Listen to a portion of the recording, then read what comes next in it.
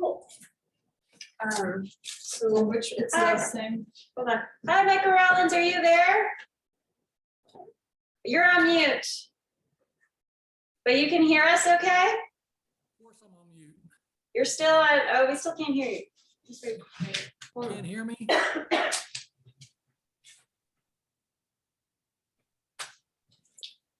Can you talk again? Testing, can you hear me? Yeah. Thank you.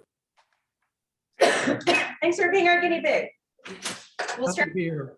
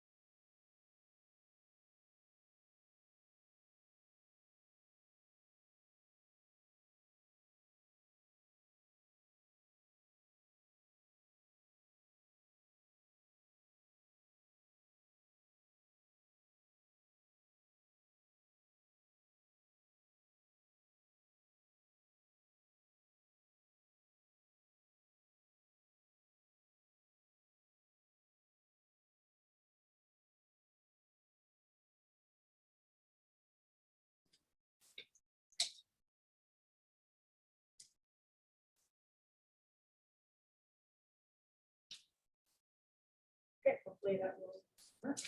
Okay, hi everyone. Thank you for coming for day 2 to the Permafrost and Hydrology session.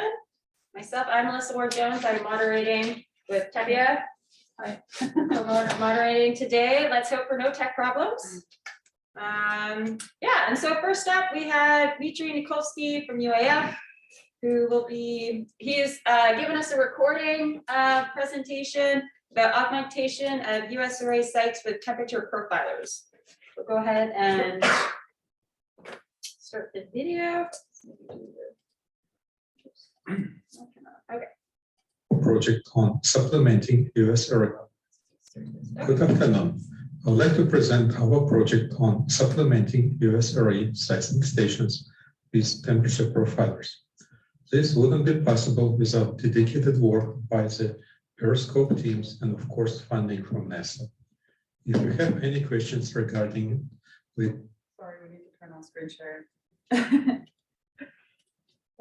We need to turn on screen share. Oh, so we're not screen sharing with the, okay. I'm going to be Anyways, you're in monitoring. charge of this week. I'm going to be monitoring the chat. So if there's any questions from the audience in the chat, I'm going to read them. Yeah. Okay. And then do the more take off the thing. Sorry about this. I'm floating media controls. Okay, let's restart. And then let's go ahead and start. Please contact me. So much for the no tech problem. Good afternoon. I would like to present our project on supplementing US array seismic stations with temperature profilers. This wouldn't be possible without dedicated work by the Periscope teams and of course funding from NASA.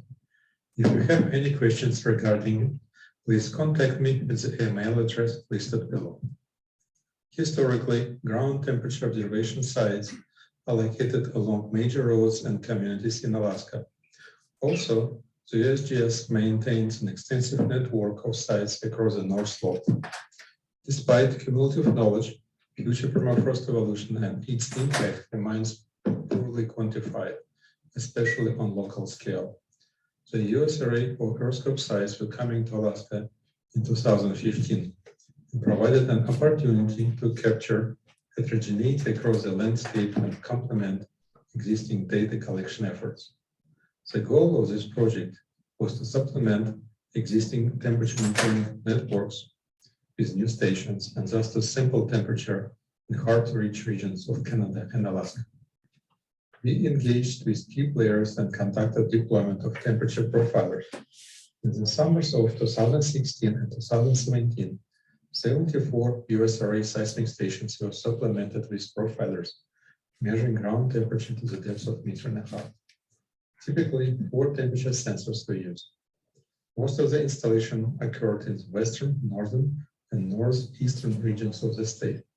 Because of the remote nature of the sites, data collection would be conducted on the opportunistic basis, meaning that if a station needs a maintenance, a crew would fly in to fix the site and also to collect the temperature data.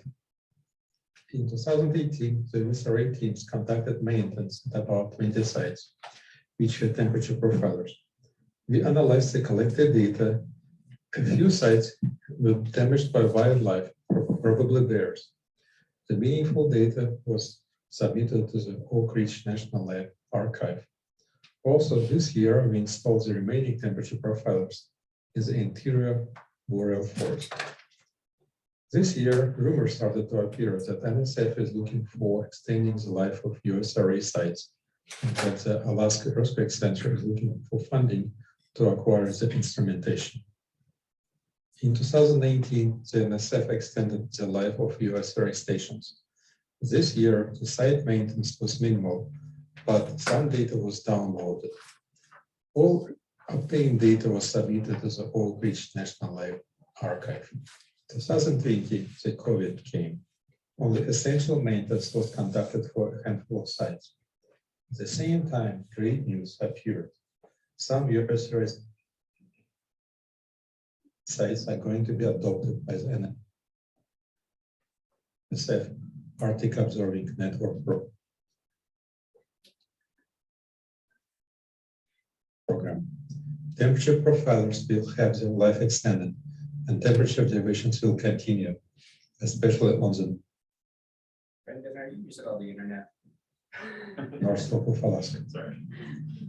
Final year, the commissioning of the US array sites occurred. Temperature data were downloaded and submitted to the Oak Ridge National Lab Archive. The data submission is currently pending for final approval. Examples of the temperature time series at 2 sites are shown on the left. Each color represents the depth of a temperature sensor. A total of 86 sites were installed, 22 of which were damaged by wildlife or flooded. Sites in the western and northern Alaska are now adopted by the Alaska Earthquake Center and have their life extended.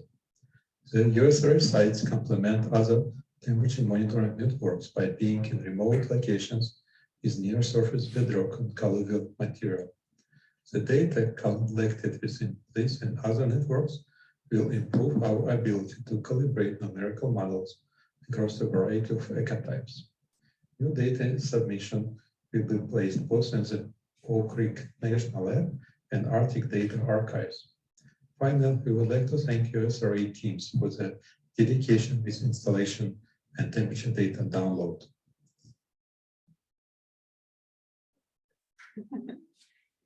Unfortunately, he couldn't be with us today because he's doing some field work, I think. But if you have any questions, there's his email address on the first slide, and you can also access the video online from the website, of course. My turn. Okay, so next up, we have Daniel Hayes from the University of Maine, who will be presenting scaling spectral and structural characteristics of vegetation and landscape features along permafrost thaw gradients in Arctic tundra. And you're gonna have to talk here because the microphone's here. And Sophia will be helping us and monitoring the time. So if there's 1 minute left, she'll give you a sign. Yeah, Who it's is? right there. Ah, Right there. All right. Okay, try not to get to that stage. This is a highlight and a poster, related poster that is my students. So we're just gonna blame it on him. Wouter couldn't be with us here, but I'll present on his app the best I can. But I will give a little bit of context to the research in the poster that's out there. It's number 42. This kind of comes from a long time of doing carbon budgets in this region, Arctic Boreal region, whether with models or atmospheric conversions and all the rest. But we've known for a while, we've done a good job, I think, in incorporating a bunch of different processes into these models, including disturbances, which is a big part of this work, maybe 15 years ago or so. And obviously there's lots of work going on above about fires, and including those estimates in carbon budgets. But we know that there is a bunch of other disturbances going on out there that we don't have good information on, and we haven't really done a good job of including those in the models. But you know, with syntheses and other research studies at local sites would suggest that these are important parts of the carbon cycle, and namely different types of thermokarst and lake dynamics, coastal erosion, and obviously tundra fires and things that are sort of need to be incorporated into these models to get more accurate estimates of the carbon budget from bottom-up perspective that we can match with the atmospheric conversions, which, as many of you know, looking at that literature, they rarely match, and so we're always trying to get them to reconcile. So a lot of work was done with the permafrost carbon network, for example, in incorporating these kinds of processes into modeling like TEM. And then there was the study by David Olefeld that that kind of was a GIS analysis, more or less, but a pretty cool study if you haven't looked at that yet. But basically subdivided the Pan-Arctic into zones of different thermokarst types, wetland, lake, and hill slope at different vulnerability stages. And so we thought maybe we have like at least a broad estimate of where we might expect to see these things or which landscapes are more vulnerable than others. But we still don't really have good spatially explicit estimates of that. Until you know, there's this whole, in the meantime, the whole release of the Landsat archive and new techniques like the land trender algorithm that look through the full time series of Landsat they were used a lot in developed and used for forest disturbance, but the thought was, can we use these for tundra landscape changes? And the early studies by the Canadians showed some of these examples, and then more recently there's a lot of papers coming out of the Avi and Ingmar especially seems to doing all sorts of good work and being able to look at these different types of changes. So we've taken this, getting to the poster, getting to the point now finally. taken these ideas and think going to see if we can investigate and sort of scale and link these things that are happening on the landscape up to various levels of remote sensing UAVs and airplanes and eventually to space.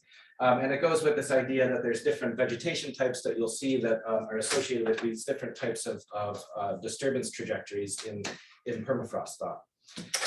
And so we've been working for, well, with minus COVID, about 10 years with the NG project, primarily going out to the Seward Peninsula, working at their sites out of Nome. And we work with Sean Serban from the Brookhaven National Laboratory. Here's Wouter with his ASD backpack. And then there's Daryl shooting pool at the Board of Trade.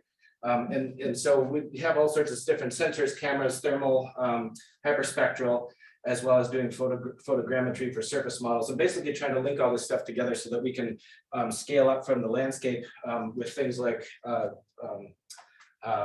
plant functional type maps, structural canopy height models, and then linking that stuff up to the avarice that is being flown out around the above region, including the Seward Peninsula. And so it's a good thing there's only 1 minute left, so you'll have to go see the poster because how that works, because I don't know how it works, but Wouter does, luckily. So and then just to finish up, the idea is that we can map these disturbance trajectories over the landscape through the Landsat archive and other remote sensing data, and make essentially bookkeeping models that relate to the studies like that Merit Turetsky had published about bookkeeping for thermokarst carbon fluxes. And so that would be the idea, that we could integrate those into the models and through frameworks such as those. So that's the end. Thank you.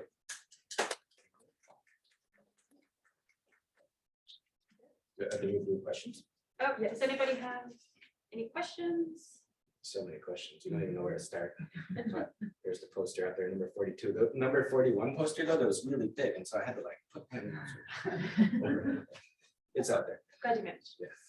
Okay, thank you. Super nice to see your field sets, because I now realize what field sets we flew over last year for those. Yeah, you went over those. Yeah. Yep. Well, on purpose. I know, yeah. But it's nice to see the science involved with those field sets now. Well, you should go visit on the ground. This summer, hopefully. We'll be out there in July.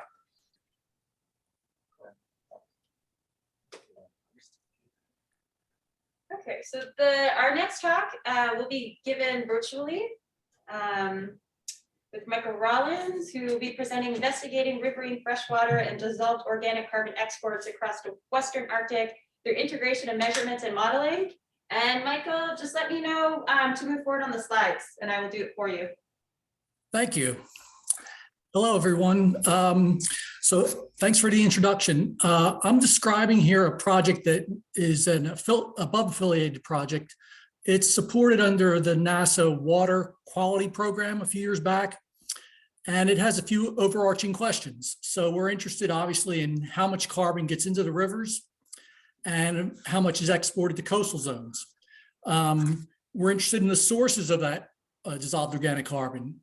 Think young carbon versus old carbon, and also the potential for transformation. How much, what's its bioavailability? You know, can it be easily processed in transit to coastal waters?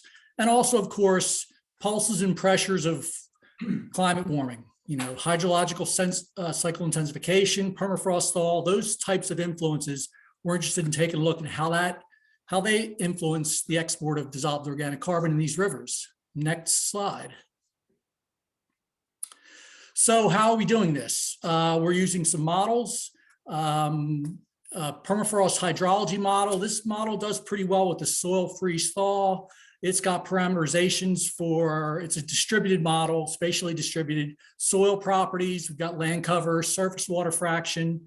It's typically forced with reanalysis data, can also force it at a point or from National Weather Service observations, which I've done for this study for Elson Lagoon. It simulates snow, it simulates soil water, freeze thaw. Been recently extended to simulate processing of DOC, processing decomposition and loading to rivers, similar to the way it's been done. Dan has been doing, Dan Hayes over with TEM model in recent years. applying this model over two regions we're describing here, or a third toward the end. The Western Arctic. So that map in the upper right, we've got the Mackenzie Basin, the Yukon, simulating Western Alaska, and also the North Slope. And also I'm describing here a study where we're looking at Elson Lagoon in far northwest Alaska. It's about a 580 square kilometer region. The broader modeling across the Western Arctic is about 3 million square kilometers. Next. So how well does the model do at dissolved organic carbon loading to Western Arctic rivers? We're comparing for the Mackenzie and Yukon here. The black and the colored bars are the simulated versus the observed is in the clear bars. That's from Holmes et al. 2012. We could see, so for annual spring, summer, and winter, model is pretty good at capturing the loading. So we're comparing here of simulated loading to the rivers to export from Holmes et al. Of course, there's some lost in transit, so the simulated loading is greater than the exports. We're losing some in transit. Model generally does pretty good, within about 25% for each season and for those 6 river basins there, or seasons. Next slide. So also the model does pretty well at simulating the spatial gradient. These are for North Slope Alaska rivers. We're looking at spring DOC concentration and summer on the right. There's a gradient in these concentrations of these river waters. If we look, the panels are looking west is on the left, east is on the right.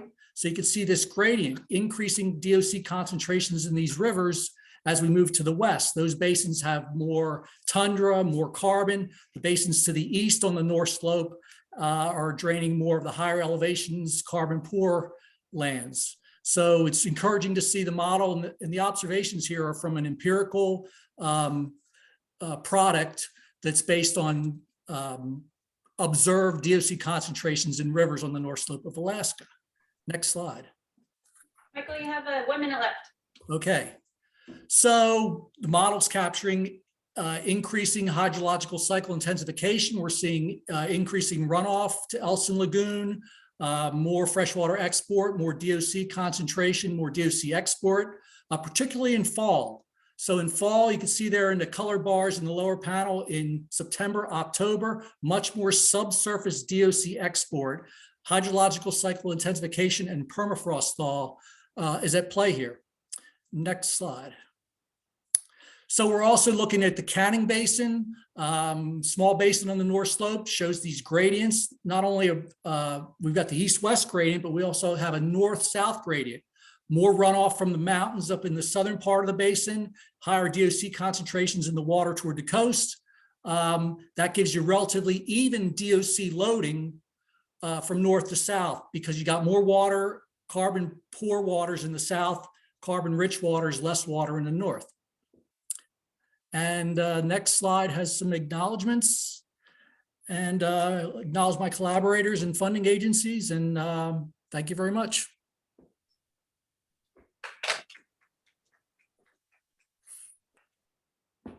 Anyone have any questions?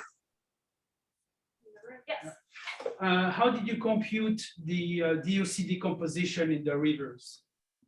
Do you hear that? So the model is not, we're not accounting for the losses in the rivers. So the decomposition occurs in the soil profile. We've got production and decomposition.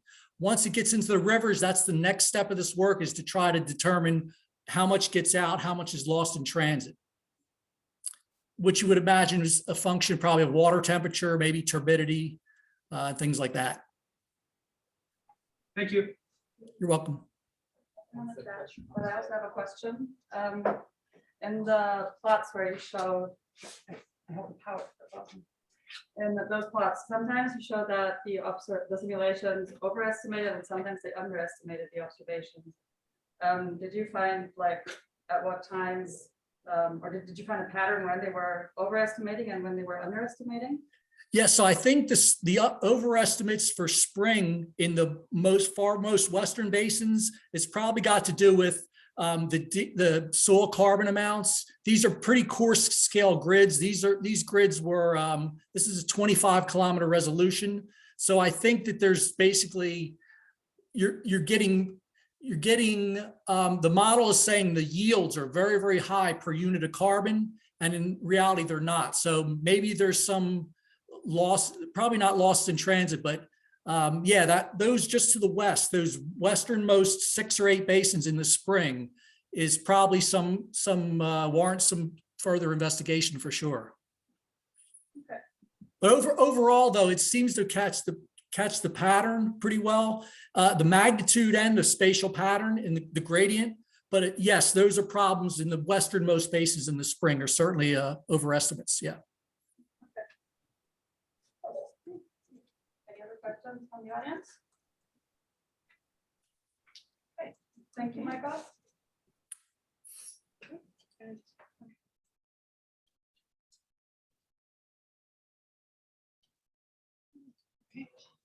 Good, next.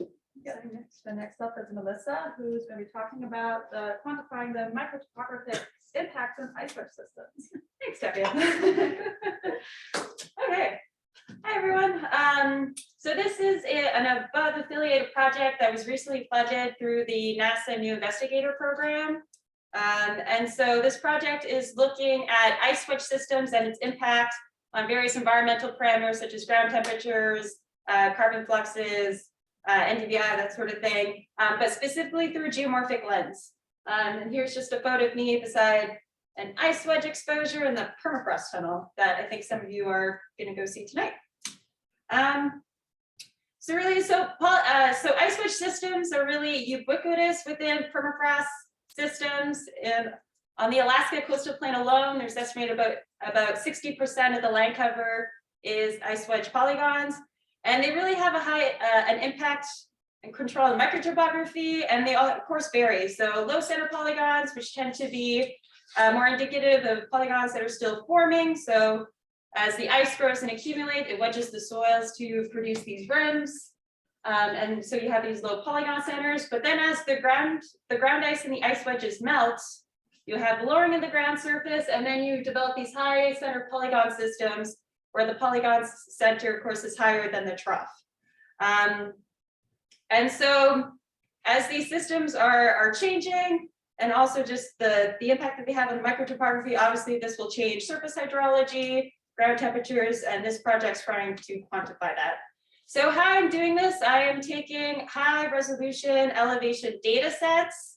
In fieldwork, I'm collecting UAV surveys. So here's just an example of preliminary data from a UAV survey at the Teshpuk Lake Observatory. And you can see this again on poster number 19. But the leftmost image is just the UAV image mosaic of a high polygon centered system. And then using these high resolution digital elevation models, I'm creating these microtopographic index maps, as you see in the center, to really just provide an indication of what the maximum topography variation is within the system, and to be used this to then kind of quantify the impacts. So as you can see in the center, there's about just over a 2 meter variation between the polygon centers, which are indicative of 0. So these are the highest areas of elevation. And then the deepest polygons, which is about the white areas, those are just over 2 meters below the polygon centers. And then taking field data. So what I did, I had 5 ground temperature sensors that measured ground temperature over 2 years. I took mean annual ground temperatures of these sensors that were in different polygons of different depths and polygon centers. And then determining a linear regression equation, I then modeled mean annual ground temperatures at 15 centimeter depth below the surface. And as you can see here, there's just a lot of variability, with the deepest troughs tend to have the warmest temperatures, and this is likely because of a higher accumulation of snow in the winter time, and then polygon centers tend to be the coolest. And so here's an example of Alaska, the LiDAR data sets. So these are the type of data sets that we'll be using to upscale kind of these measurements. And I'm still very much at the beginning of this, so I'm still very much figuring it out. But I'm also compiling data sets within the LiDAR footprints of other data sets that are measuring things like ground temperature and soil moisture. and carbon fluxes, and then combining those with my field measurements. My goal is really to have kind of output maps within these areas, the LiDAR footprints that have these ice wedge systems to then really upscale this. So that's the goal. As I mentioned, I'm still very much at the beginning. And then the final part of this project is also looking at how these fine scale systems then translate to coarser remote sensing products. So I'll be doing comparisons as well. So if anybody has data that they use that might be useful to me, or if you're interested in these outputs, please come talk to me. I'd be very happy to collaborate.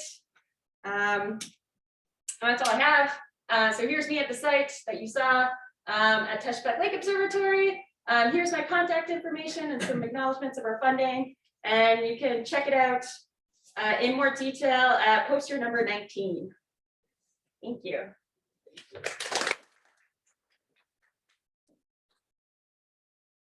Have any?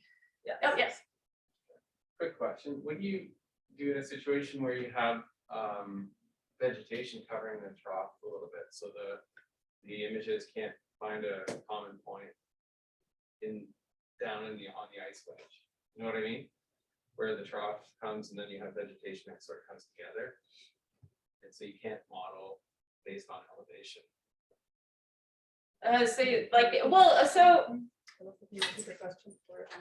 Oh yeah, okay, actually this would be good to make sure. So you're asking me what to do in like the troughs where there's vegetation that might impact kind of like the elevation estimates? Yeah, so like where your photogrammetry can't get to the ice wedge level, it just sort of, there's vegetation in the way. Yeah, so we're due. So for the LiDAR, for the LiDAR data sets themselves, I don't think that would be too much of an issue for the bare ground, but for the UAVs, kind of where we're located, just like as you can see kind of in the image, excuse me, I think with the vegetation here, it seems so far that it's not too much of an issue. Obviously it's going to introduce error, but I don't think with the way the vegetation, particularly right kind of at the coast of like the Beaufort Sea, where vegetation tends to be shorter than more south, I don't think that'll be too much of an issue. And obviously that'd be something to take into account. But for areas like, so for example, Utqiagvik is one of my sites, and I can always kind of compare kind of the LiDAR versus the UAV to see if there's any issues, but I don't think that'll be a problem, but of course it will introduce error. Yes, Guido. Yeah, maybe quickly adding to this question, it's not just vegetation, but it's water, like we see in the troughs. That also, like, if you have the LiDAR return, it returns from the water surface. Yeah, so for the water, yeah, so for which you don't account for, so that's something that maybe could be modeled, like what the actual subsidence is. like with the depth of the water ponds of what to do for that. So yeah, so right now I'm planning on just mapping kind of the water bodies, say these are waters and these are areas without, although we have done at this site specifically, we have taken a bunch of depth measurements to maybe try to, as the beginning, to maybe try if we can like model or determine kind of pond depth. But for this project specifically, be more just mapping the ponds. So there'll be a very high resolution kind of pond mapping within my areas, and just kind of removing those. Sort of nice to hear that you have the same problems that I have. Yeah, It's the water, working on very similar, so we do have to talk about some. we'll chat some Yes, more. definitely, and then we also have some LiDAR data sets that might be of interest. Perfect. But I'm wondering what resolution you get for your LiDAR data sets. So it's sub-meter. Okay. So it kind of varies. And there's also, so with the data sets that are like, particularly along ones along the coast, like there's some that were collected in 2009, some collected like, there's different like years. So that's also like kind of temporally matching field data and satellite images to like the LiDAR data sets is also kind of one of the challenges that I'm doing. But yeah, there is a bit, and that's another challenge. There's a bit of different resolutions between the data sets, but everything is sub-meter resolution. Yeah. Okay, from the chat. And nothing from the chat. Okay. So who is next? I'm going to be presenting on behalf of Andrew. Okay, great. And you are Andrew Mullen? No, I'm going to be presenting on his behalf. Oh, on his behalf. Yes. Okay. What's your name? I'm Jonas. You're Jonas. Hi, Yes. Jonas.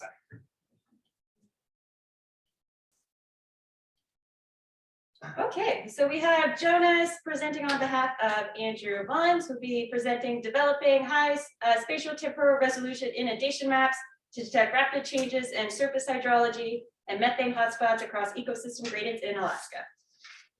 Thank you. Hi, everybody. I'm Jonas. Unfortunately, Andrew couldn't be here today, which is really a shame because he did most of this work. My role is to help with the hand delineation of these water bodies and training our model.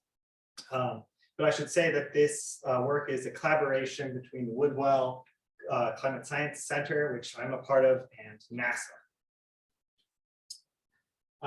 What we're trying to do is improve water body maps, detection of very small water bodies. Particularly, we're interested in the gradients of wetness around these small water bodies as it relates to methane production. So hopefully, once we've completed this water body map, then we can move on to the next steps of detecting methane hotspots. Some of these larger resolution satellite images miss a lot of the small and even medium-sized water bodies. So instead of using Landsat and MODIS, we are using Planet image, which has a resolution of 3 meters. And then we even used some of the expensive Maxar imagery as a reference, which has a resolution of 2 meters. What we did is hand delineated a bunch, something like 11,000 water bodies of all sizes, and tested a couple different machine learning algorithms to so we could have a machine learning algorithm that would be able to do the rest for us without me having to go and do all of the lakes in Alaska. We found that the UNet convoluting neural network was best. It's an object-based approach, so it will see these lakes as an object rather than just pixels that make them up. And Andrew ended up getting this to be really, really good if you know anything about these model scores. He was pretty pleased with this.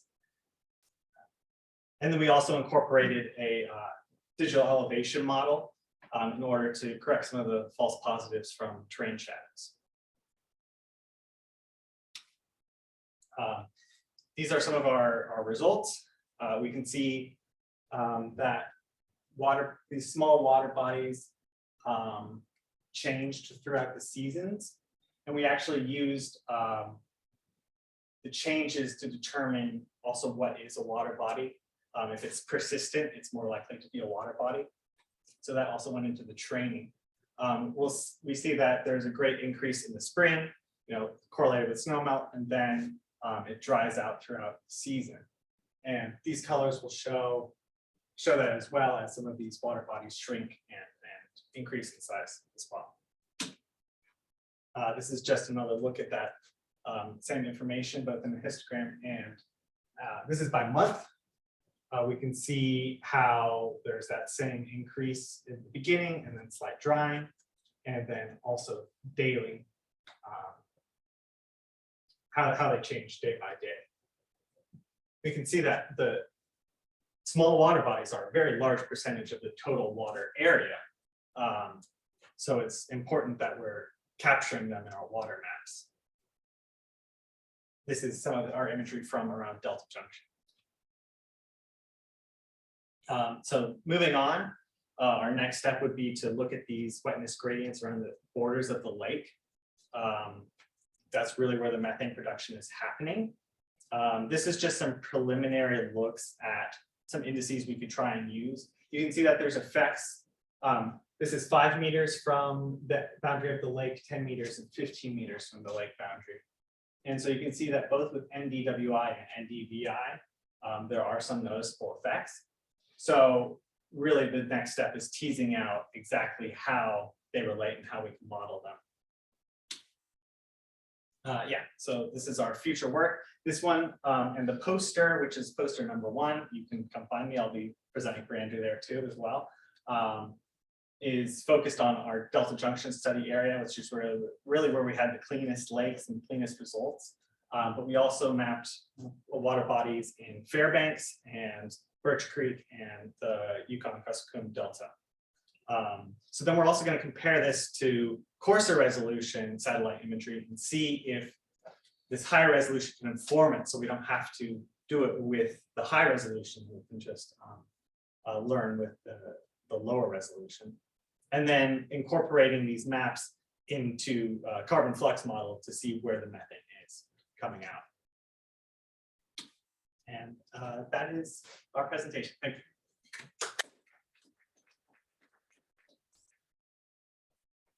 Any questions, Kevin? I'm gonna come see it your poster. I've got a bunch of questions, but I think there's a lot of important applications that could come out of that.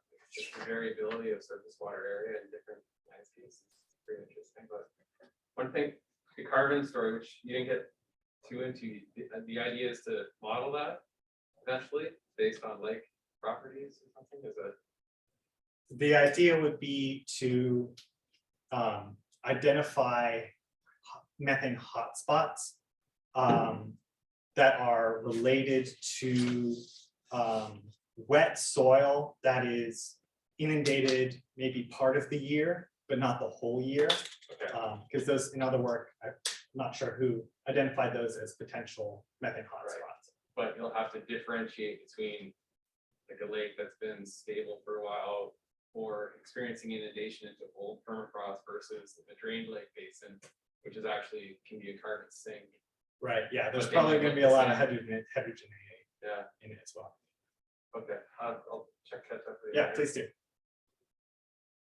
Anyone else? Quick question on the methodological side. Mhm. When you said that when you said that you're incorporating the terrain to calculate out the shadows, Mhm. or the VM to calculate the shadows, do you incorporate it into the CNN or do you just do a map afterwards?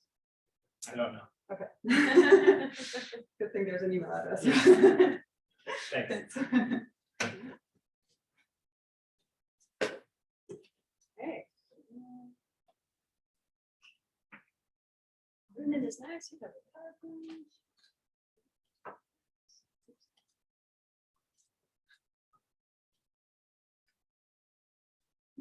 It's you.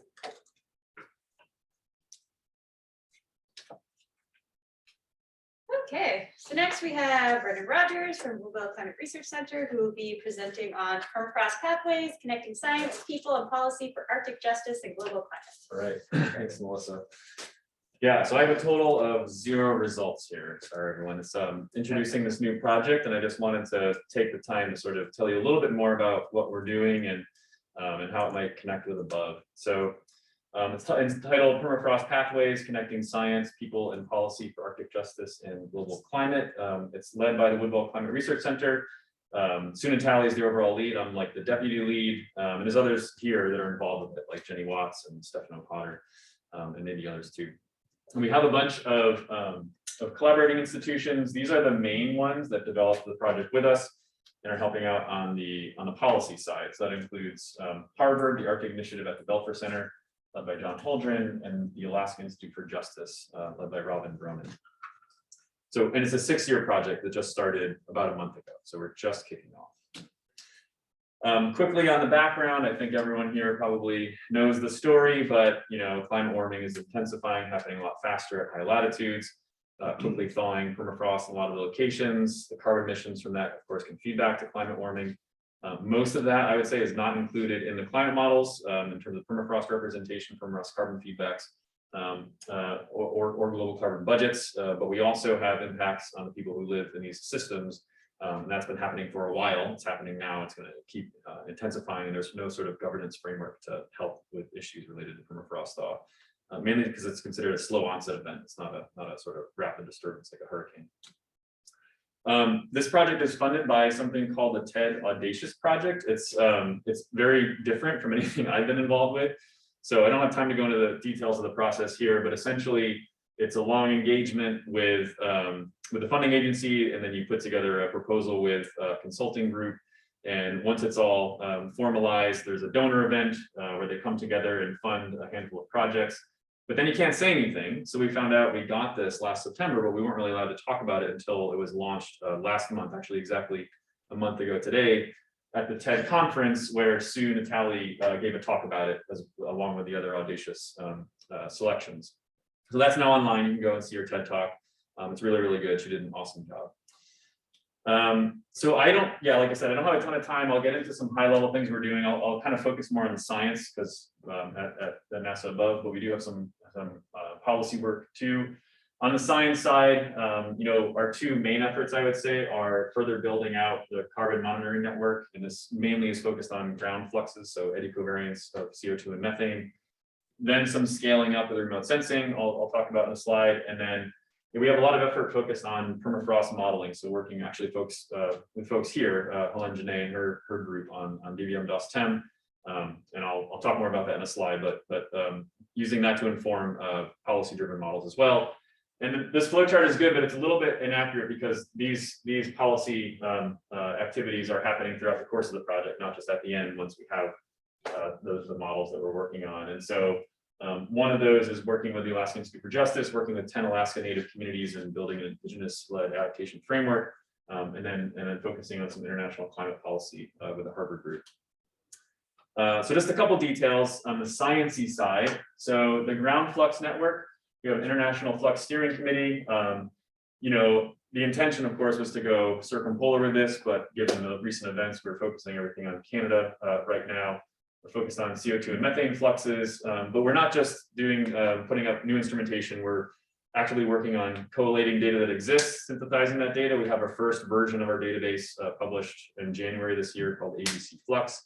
We're also supporting and augmenting existing towers, say to include methane or to be able to capture fluxes throughout more of the year, or some towers that would just be decommissioned. And then we are establishing new sites, and that's very much a work in progress. It'll happen some this summer. For example, we're putting a new tower up at the Churchill Fen site that used to have a tower, and we'll be doing that more next year as well.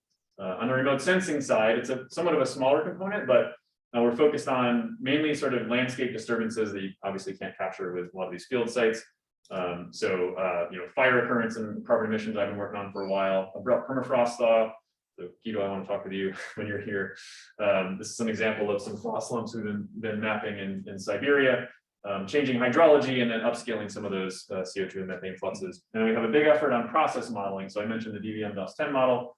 We have some model development focused on fire and abrupt permafrost thaw, methane, and aquatic transport fluxes. Using that to do both historical assessments, sort of a near-term forecasting framework, and then longer-term projections, and then using that to inform policy scenarios in a model that can run a lot quicker, but can look at, you know, scenarios about like 1.5 and 2 degrees Celsius, and what does permafrost feedback mean for those trajectories. I'm running out of time, I'm realizing. So quickly on the mitigation and adaptation. On the mitigation side, it's working a lot with international domestic policymakers. And it's a little bit squishy to me, but we have sort of opened doors through this. We've already had, you know, conversations with folks in the UN, the Biden administration. So it's about delivering the right message at the right time, hopefully influencing international policy and getting permafrost carbon feedbacks in global carbon budgets. And on the adaptation side, I mentioned working with Alaska Native communities. There's some science there to sort of guide some of these, and some often really hard decisions about community relocation, and then co-creating an adaptation framework moving forward. Yeah, so I mean, one of my main goals for this meeting was to introduce the project and try to figure out what are the best synergies with above. So I'm still doing that. I have some good leads, but happy to talk with any of you if you have good ideas about the ways the two projects can overlap. Thank you. Anyone have any questions? Yeah. I'm just wondering if you could talk about the hydrology remote sensing that you're doing. That's like the one part that I'm least sure about. Okay. If Jenny Watts was here, so we're still figuring it out a little bit, but it is kind of building on what Jonas just presented on, right? That a lot of the small water bodies are not accounted for. The methane implications could be quite large, and so it might be. Yeah, I don't have a great answer yet, but we're thinking about scaling up some of that work. Training and validating our modeling framework with that, and yeah, if we can get some circumpolar data sets to get at those small water bodies, that would be, I think, be one of the main goals. I have a question. Do you have any kind of specific permafrost types that you're targeting? For the abrupt stuff? Well, just like in general, like is it more like coastal erosion or like thermokarst? Is there specifically targeted stuff, or is it more kind of general? Yeah, I mean, our mapping right now is focused on the abrupt thaw features, so like retrogressive thaw slumps. We realize it's going to be tough to incorporate everything, active layer detachments we haven't really gotten into. But we're hoping to get as much as we can and sort of integrate that into the model, because, you know, building on the Turetsky paper that was mentioned before, like those processes are not represented in the global models at all.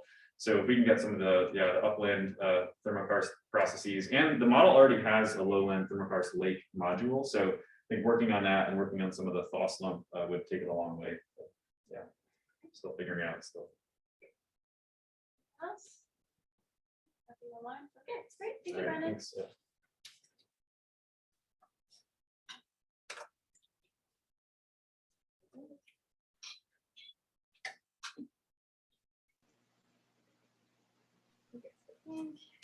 Next, okay, so next we're going to be doing our last online presentation. Virtual speaker. Okay, so next up is Jinyan Du, who will be presenting multi-scale mapping of river and lake ice conditions using multi-source satellite observations over Alaska. Great. Hello, everyone. This is Jinyan Du from the University of Montana. So I'm going to present our work on multi-scale mapping of river and lake ice conditions using multi-source satellite observations over Alaska. So this project is a NASA smallsat project affiliated with above. I also like to thank the co-authors John Kimball and also Peter Kirchner from National Park Service for their contributions of this work. Next slide, please. So as we know, the above domain is characterized by abundance of water bodies. The rivers, lakes, and ponds experience a long frozen season and are sensitive to accelerated warming and thawing permafrost. So we need robust ice phenology datasets, especially for the small water bodies for studying the high latitude environmental changes. For example, we need these datasets for studying the rising methane emissions from these high latitude lakes, especially when they have extended ice-free periods. Next, please. So here are the datasets we are using. We try to take care of both large and small water bodies using multi-sensor observations as listed here. For passive microwave, it's capable of daily mapping over the high latitudes, but does not have a high spatial resolution. So we use the time series of AMSR. AMSR is a passive microwave radiometer. We use the time series of AMSR brightness temperature for detecting ice conditions over large lakes. For small water bodies, we used both active microwave or radar and optical sensors, which have high spatial resolutions, but with limitations in spatial and temporal coverage. These sensors include PlanetScope SuperDove camera, Sentinel-1 SAR, and the Sentinel-2 MSI. Next, please. So here are our methods.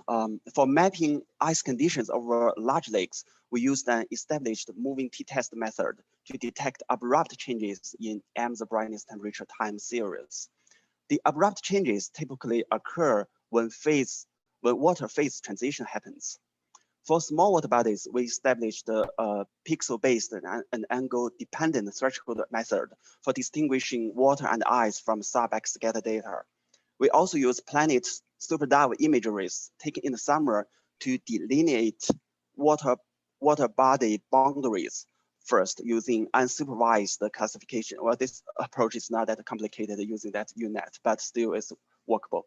And then we define the water and ice pixels based on their contrasting reflectance during the transition season using visible bands. Also, to generate consistent ice record, we did a pixel-wise calibration for SAR by intercomparing the results with those from Planet and Sentinel-2. This is to correct some misclassifications in SAR, especially when the ice is thin or there's melting snow. So we use this to get rid of this false positive. Next slide, please. All right, so here, let's take a look at the results. This animation shows the lake ice dynamics derived from AMS2 observations for northern high latitudes over a 90-day period of 2021. And we can see that the ice cover highlighted by cyan color was gradually replaced by blue water starting from the south. You can also check the data in our data holdings. Next slide, please. So for this AMSR-based large lake ice phenology dataset, we also focused on 3 large lakes in Alaska. On these 2 columns of plots, the first column shows the lake ice freeze updates from 2002 to 2021, and oh, one more minute, okay. And the second one shows the break updates, and we can see that it has high correlation with the modest result, and also show later ice freeze update and earlier breakup trends. All right, next slide, please. You have 1 minute left. Yeah, I'll try to finish. Okay, so for the small water bodies, we selected a small area and detect ice cover change over a 100-day period. As you can see on the left figure, ice dynamics derived from Sentinel-1-2 PlanetScope are generally consistent, and we can also check a major ice breakup event around May the 14th. Also, if we take a closer look at the spatial distribution of ice and water on the right, we can see that Planet and the Sentinel-SAR results are quite consistent. They both capture the heterogeneous ice and water distributions. Let's go to the last slide, next one. Yeah, so finally, here's the conclusion. Reliable ice phenology datasets were derived from long-term satellite passive microwave observations for large lakes, and multi-sensor fusion allows for integrating current ice mapping capabilities for small water bodies with improved accuracy, enhanced spatial temporal resolution. The resulting products will be used to assess high latitude environmental changes at both local scale and landscape scales. That's it. Thank you for your attention.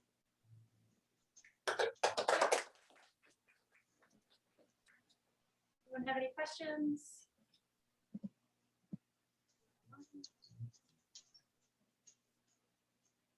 Okay, thank you so much. All right, thank you.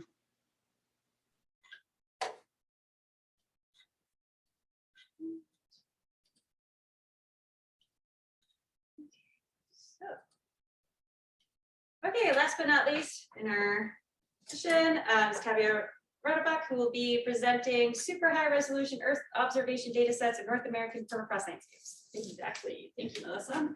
So yeah, again, I'm not here to present any super interesting research highlights, but I'm definitely going to present a highlight, and that's a data set that we're working on right now. And this data set is a collection of imagery, of aerial imagery, that's at super high resolution that we captured over the past years in Alaska and in Canada.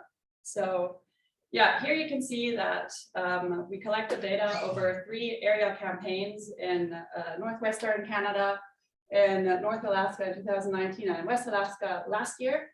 And this is the airplane that we flew with. It's from Avi, and we installed a sensor into the airplane, and that's the MAX, the Modular Aerial Camera System, which is a super high resolution camera with 2 RGB cameras and 1 near infrared camera. So we have this optical and near infrared spectrum covered.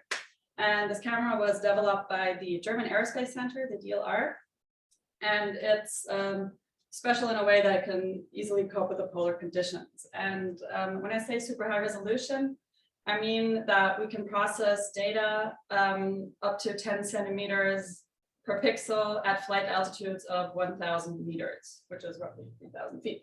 And at 1,000 meters, you can see that this is a footprint. So we have the 1 near infrared camera that has a slightly lower resolution than the 2 RGB cameras, which you can see here. And we have a swath width of about 700 meters at this flight altitude. And yeah, the main goal of our aerial campaigns was to characterize permafrost landscapes that are affected by disturbances. And we're targeting a lot of different disturbances, mainly thaw slumps. We've got a lot of data of coastal erosion, of drained and draining permafrost lakes, settlements, infrastructure that's heavily affected by thaw subsidence. We've got a lot of data of ice wedges degrading, especially in fire scars. Methane seeps on the north slope, also beaver activities. So yeah, there's something for everyone. And over the next 2 slides, there's just some impressions. You can also see them, you can also look at them on the poster, number 25, I think. So if you want a few more minutes to look at them.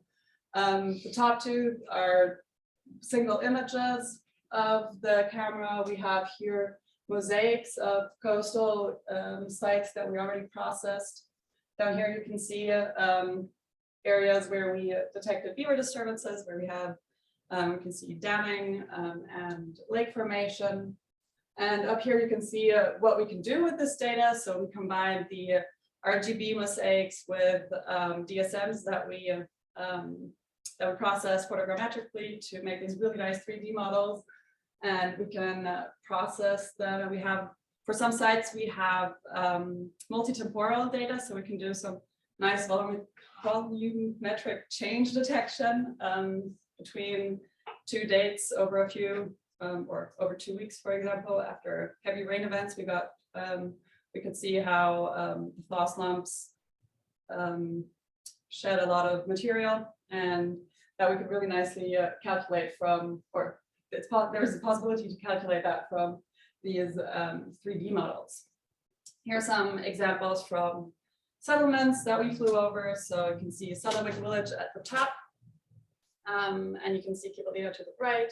And down here, I got a zoomed in part of Shishmaref just to show you how very detailed these images are. You can see like single seats in the boats, and I think it's kind of cool.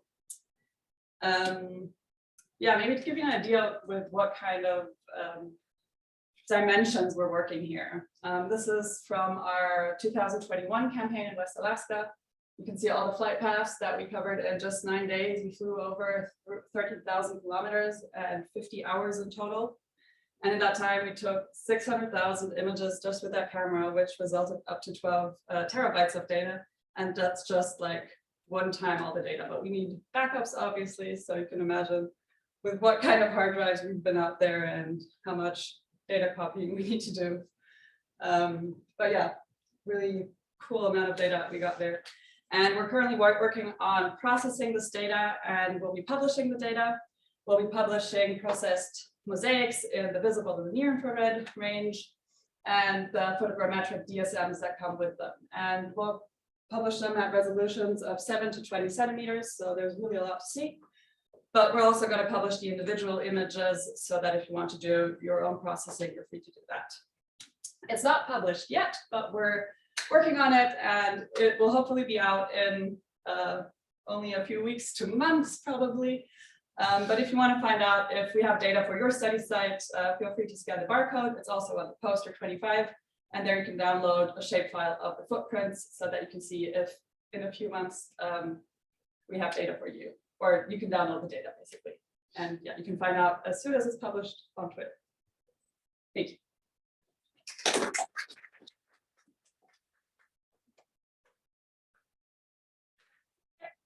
Do you have, or does your group have ideas for how it might be accessed by northern communities who have to manage the various infrastructure up there? Like, so if it's published, and there's other derivative products, and the science community can use it. Other ways that where there's like, you picture down the line an interface where a local indigenous community can use it to understand, like take stock of their traditional territory at that level. But is that something down the line? Because it's like a really good volume of information of important indicators to keep that out there. I just wanted to Can you repeat the question? So if I understand correctly, the question was if there's possibilities for the northern communities, especially those where we collect the data, to access the data. And in areas where internet is terrible. Yeah. It would have to be housed somewhere, and there'd have to be an interface to be able to use it, that kind of thing. It would be a whole other project. But. So to be honest, we haven't, the plan right now is to publish it via Pangea for scientists to very easily access, but we don't have a plan yet, or as far as I know, we don't have a plan yet how we can distribute this to northern communities. We're sort of in contact with single settlements to distribute their like images of their villages to them, but more on a like paper, digital way too. But Yeah, I don't know, Guido. Yeah, maybe I can comment a little bit on this. So we had discussions last year during the Western Alaska campaign. about Can you the- maybe come up front? so that we can get everything back?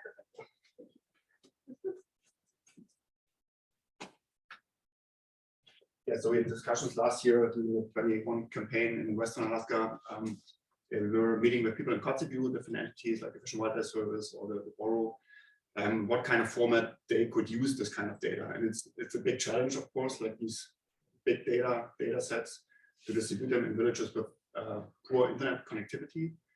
That's one thing, but the other thing is also the handling of the data itself. Like even if it comes with a data portal or an internet or website, it's sometimes very challenging for people to understand what they are actually looking at. So this transfer of the knowledge from our data sets is challenging. We would like to work with other people or other groups that have more experience with that. What we heard from them is basically a poster or a paper map would be best. So that's what we're going to do this summer, to take posters or big printed maps basically for the villages and distribute them there. That would be the easiest and first step. Everything else, yeah, needs to be discussed and we have to see. And I think we are not the only project that has this challenge. So I think most remote sensing projects have the same challenge actually. Absolutely. I struggle with the same, trying to communicate the findings at that level too. But this is something that could be tangible, but it's just such a massive digital set of files that the hard map, maybe that's the way to go. And we're also thinking about change maps because we have other products from satellite data with the optical like trend series from Landsat and Sentinel. You can see like different types of land surface changes, disturbances, which are also of interest to the communities, of course, especially in their surroundings, where lakes are draining, where they are eroding, where coast is eroding, how fast. So we are thinking combining this high resolution data with the coarser resolution 30-meter data trends of these disturbances, because it could be very useful for the communities.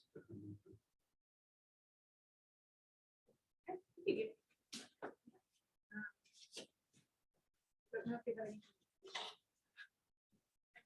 Anyone?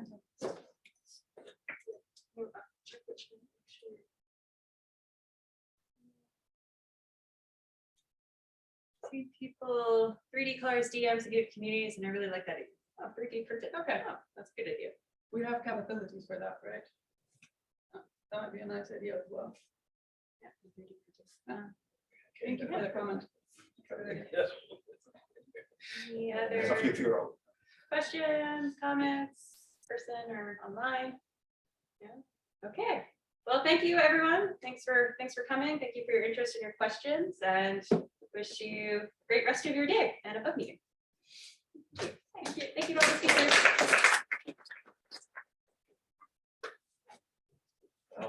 Thank you to everyone online. Did we already have done? Did we already compare answers? No.